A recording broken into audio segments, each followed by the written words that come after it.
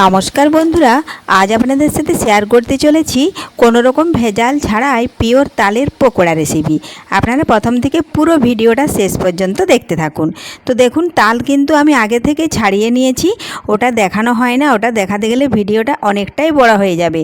ছাড়িয়ে ভালোভাবে হাত দিয়ে মেখে রেখে দিয়েছিলাম বেশ কিছুক্ষণ। এখন আমি দেখুন এইভাবে তালের মাড়া দিয়ে দেখুন এইভাবে তালটা আমি এইভাবে ওপর নিচ করে দেখুন তালের পাল্প আমি বের করে নিচ্ছি। এই দেখুন, এখানে আমার দুটো তালের 6টি আঁটি আছে, তার মধ্যে 3টে আঁটি কিন্তু আমি আগে থেকেই দেখুন এই পদ্ধতিতেই কিন্তু আমি তালের পাল্প বের করে নিয়েছি। আর বাকি যে 3টে আছে সেটাই আপনাদের সাথে শেয়ার করছি কিভাবে আমি তাল থেকে তালের পাল্প বের করে নিই। তো আপনারা ভিডিওটি ভালো লাগলে অবশ্যই একটা লাইক দিয়ে পাশে থাকবেন ও বন্ধুদের সাথে শেয়ার করে দেবেন। তো দেখুন এইভাবেই আমি ওপর নিচ করে দেখুন তালের পাল সমস্ত বের করে নেব। আর এখন তো শ্রাবণ মাস, এখনই কিন্তু তাল খাওয়ার সিজন। ভাদ্র মাসেও তাল পাওয়া যায়, কিন্তু ভাদ্র মাসের তালে কিন্তু পোকা থাকে, খুব ভালোভাবে দেখে শুনেই খেতে হয়। দেখুন সমস্ত তালের পাল্প আমি বের করে নিয়েছি। এই দেখুন আঁটি থেকে বের করে নিয়েছি। এখন আঁটিগুলো ফেলে দেব। আর এই দেখুন তালের যে সুতো সুতো ছিল এই দেখুন পেরিয়ে গেছে, এগুলো কিন্তু একটাও থাকবে না। তার জন্য দেখুন আমি এই যে ছাঁকনি নিয়েছি, একটু মোটা ছাঁকনি, সেই ছাঁকনি দিয়ে দেখুন এইভাবে একটু একটু দিয়ে হাত দিয়ে নাড়াচাড়া করেই আমি গলিয়ে নেব। তাহলে সমস্ত সুতো ওগুলো বেরিয়ে যাবে। আর ওই সুতোগুলো থাকলে পকোড়ি কেন যে কোনো পিঠে পানা যাই বানাই, ওগুলো কিন্তু যখন আমরা কামড় দিয়ে খেতে যাব তখন কিন্তু অনেক সময় দাঁতে জিভে লেগে থাকে, খেতে অতটা ভালো লাগে না। এই জন্য দেখুন এই পদ্ধতিতে ছাঁকনির সাহায্যে আমি ছেঁকে নিচ্ছি, তাহলে ওই সুতোগুলো সব ছাঁকনির মধ্যে আটকে যাবে। এই দেখুন আবারও একটু নিয়ে নিচ্ছি। এইভাবে আমি সমস্ত তালের পাল্প দেখুন আমি ছেঁকে নেব। আর এই দেখুন কতগুলো বেরিয়েছে সরু সরু সুতোর মতন। এই দেখুন, আপনাদের যদি সামনে ছাঁকনি না থাকে তাহলে কাঁচা পরিষ্কার মোটা কাপড় কিংবা মশারি দিয়েও ছেঁকে নিতে পারেন। তো দেখুন আমি গ্যাস ধরিয়ে একটা ছোট্ট হাঁড়ির মধ্যে বসিয়ে দিয়েছি তালের এই যে পাল্পটা আমি এখন ফুটিয়ে নেব। কারণ এটা বেশ কিছুক্ষণ হালকা আঁচে ভালোভাবে না ফুটিয়ে নিলে কিন্তু তালের পাল্প কেটেও যেতে পারে, আর অনেক সময় কিন্তু নষ্ট হয়ে টক হয়ে যায়। দেখুন এইভাবে কিন্তু নাড়তেও হবে, না হলে তলাতে অনেক সময় বসে গিয়ে পুড়ে যাবে। এইভাবে আমি মাঝে মধ্যে দেখুন ডাবুটা দিয়ে এইভাবে নাড়াচাড়া করে দিচ্ছি। আর গ্যাসেই করে নিলাম, এটা কিন্তু কাঠের আঁচে মাটির উনুনে সব থেকে ভালো হয়। আর উনুন ধরাতে গেলে কিন্তু এখন অনেকটাই দেরি হয়ে যাবে, কারণ বেশ কিছুদিন এখানে বৃষ্টি হচ্ছে, এই জন্য মাটির উনুনটা কিন্তু অনেকটাই সতে গেছে। এই জন্য জ্বালাতে গেলে অনেকটা দেরি হয়ে যাবে, সময়ও নষ্ট হবে। এই জন্য দেখুন আমি আজকে গ্যাসেই বসিয়ে দিয়েছি। আর যদি এর থেকেও যদি আপনাদের তালের পাল্প যদি বেশি হয় তাহলে কিন্তু মাটির উনুনেই কিন্তু ফুটিয়ে নেবেন, ভালো হয়।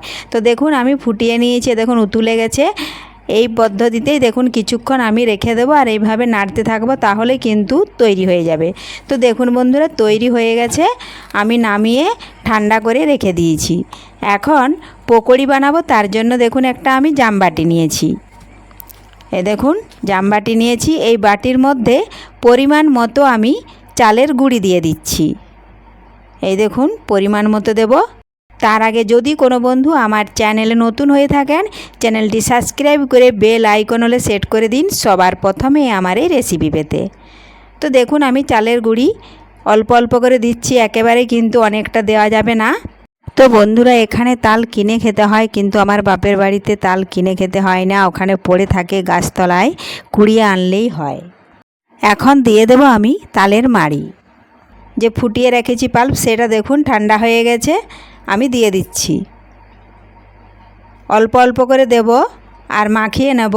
একেবারে যদি হড়বড়িয়ে ঢেলে দিই তাহলে কিন্তু পাতলা হয়ে যেতে পারে, এই জন্যই অল্প অল্প করে দেব। আর দেখুন সামান্য পরিমাণে একটু আমি গুড় দিচ্ছি, আখের গুড়, তাহলে একটু মিষ্টি মিষ্টি হবে। তালের পাল্পটাও কিন্তু অতটাও মিষ্টি হবে না, যারা একটু বেশি মিষ্টি খেতে চান। দেখুন দিয়ে দিলাম স্বাদ মতো লবণ। যারা মিষ্টি খেতে পছন্দ করেন না তারা কিন্তু না দিলেও পারেন। তো দেখুন ভালোভাবে হাত দিয়ে মাখিয়ে নিচ্ছি। যদি প্রয়োজন হয় বা আরও লাগে তখন আমি কিন্তু পরে নিয়ে নেব। এই জন্য একেবারে কিন্তু বেশি দেওয়া যাবে না, ভালোভাবে মাখিয়ে নিতে হবে যেন না দলা পেকে থাকে।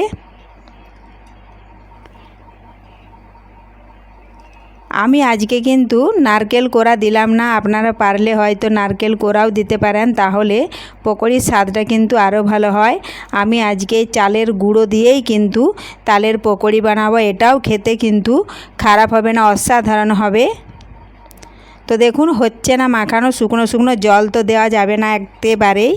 আমি আবারও কিছুটা তালের মাড়ি দেখুন এই যে ফুটিয়ে রেখেছি, সেটা ডাবুয়ে করে নিয়ে নিচ্ছি। এই দেখুন এইভাবে কম কম দিয়ে দেব আর হাত দিয়ে মাখতে হবে। বছরে একবার, সব দিন তো আর পাকা তাল পাওয়া যায় না, তাই আপনারাও এই সিজন থাকতে থাকতেই কিন্তু তালের পকোড়ি বানিয়ে ফেলুন ঝটপট, খুব সহজেই। তো দেখুন বন্ধুরা মাখিয়ে নিয়েছি, দেওয়া যাবে কিনা দেখিয়ে নিলাম। আর এ দেখুন গ্যাস ধরিয়ে কড়াই বসিয়েছি, সাদা তেল কিছুটা পরিমাণ দিয়েছি। সাদা তেল কিন্তু ভালোভাবে গরম হয়ে গেছে। আমি পকোড়িগুলো দেখুন এই আকারে দিয়ে দিচ্ছি ছোট ছোট। এটা আপনারা আপনাদের পছন্দ মতো দেবেন, যে যেমন সাইজের খেতে চান সে কিন্তু সেই সাইজেরই দেবেন। এর থেকেও যদি আপনারা বড় দিতে চান তাও দিতে পারেন, তবে আঁচটা কিন্তু খুব জোরে দেওয়া যাবে না, মিডিয়ামে রাখতে হবে, না হলে কিন্তু পুড়ে যাবে আর ভেতরটা কিন্তু কাঁচা রয়ে যাবে। আর এগুলো কিন্তু ডুবো তেলে ভাজতে হবে। দেখুন নাড়াচাড়া করে নিয়েছি, পকোড়িগুলো কিন্তু ভাজা হয়ে গেছে। খুব বেশি ভাজতে গেলেও কিন্তু চিমড় হয়ে যাবে। এই দেখুন ছান্তা দিয়ে আমি তুলে নিচ্ছি। একটু তেলটা এইভাবে সাইডে করে ঝরিয়ে নিচ্ছি। এখন অন্য একটা বাটিতে তুলে নেব। দেখুন বাকি যে ছিল সেগুলো আবারও কিন্তু দিয়ে দিয়েছিলাম, এক পাশ উল্টে নিচ্ছি। একে অপরের গায়ে কিন্তু লেগে আছে, দেখুন এইভাবে উলট পালট করতে করতে কিন্তু ছেড়ে যাবে। এই দেখুন আবারও হয়ে গেছে এক ছান্তা। এখন আবারও ছান্তা দিয়ে দেখুন তুলে তেলটা ঝরিয়ে নেব। তো তৈরি হয়ে গেল খুব সহজেই তালের পকোড়া রেসিপি ভেজাল ছাড়াই।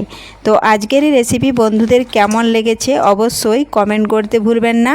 পুরো ভিডিওটা ভালো লাগলে লাইক শেয়ার সাবস্ক্রাইব করে আমার পাশে থাকবেন। ধন্যবাদ। ফিরে আসছি।